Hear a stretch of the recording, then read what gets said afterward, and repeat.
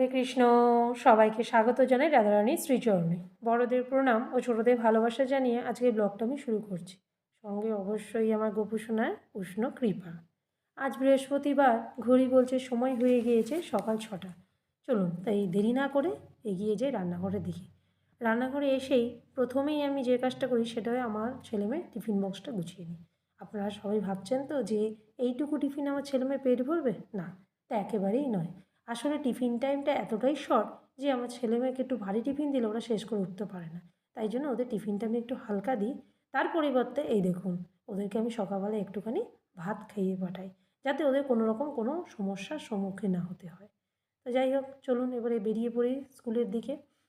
কথা বলতে বলতে আমার ছেলে পৌঁছেও গেল স্কুলে। আমার বাড়ির থেকে আমার ছেলের স্কুলের দূরত্ব ওই ধরে নিন কম বেশি 7 থেকে 8 মিনিট।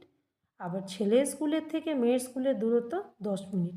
তাই আমি একটু বাড়ির থেকে আগেই বেরোই, কারণ বলা যায় না, গাড়ি নিয়ে যাই, কোনো যান্ত্রিক গোলযোগ হতেই পারে। আবার পরীক্ষা টরীক্ষা থাকলে পরে আমি আবার একটু আগেই বেরোই। একটু কথা বলতে বলতে আমার মেয়েও পৌঁছে গেল স্কুলে। চলুন আর দেরি করব না, ওই বেরিয়ে পড়বো বাড়ির দিকে। কারণ আজ প্রথমেই বললাম আজকে বৃহস্পতিবার, বেশি দেরি এদিকে করলে আবার ওদিকেও দেরি হয়ে যাবে। তার মধ্যে রয়েছে সব ভগবানের স্নান করানোর পালা, ভগবানের ভোগের ব্যাপার।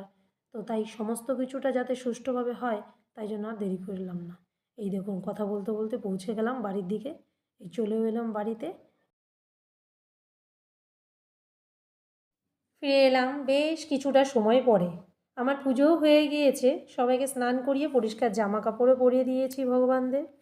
তবে এর মধ্যেখানে ভোগও লাগানো হয়ে গেছে আমার। তবে জানেন তো, আজকে ভোগে বেশি কিছু একটা করতে পারি না, কারণ এদিকে আমার সময় চলে যায় কি না।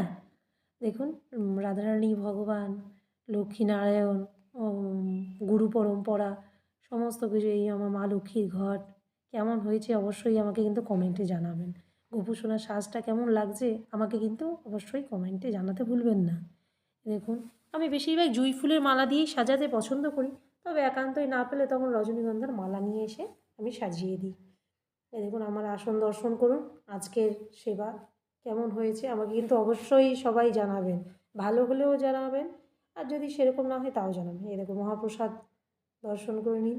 অন্ন, সাদা অন্ন, পোস্ত, শাক ভাজা, আঙুর, জল। ডালটা না ছিল জানেন তো, আমি না দিতে ভুলে গেছি। এতটাই তাড়াহুড়োর মধ্যে দিয়ে আমি দিতেই ভুলে গেছি। তো যাই হোক, ব্লগটা এখানেই শেষ করছি। সবাই ভালো থাকবেন, সুস্থ থাকবেন। ব্লগটা ভালো লাগলে একটা লাইক করতে কিন্তু ভুলবেন না। হরে কৃষ্ণ।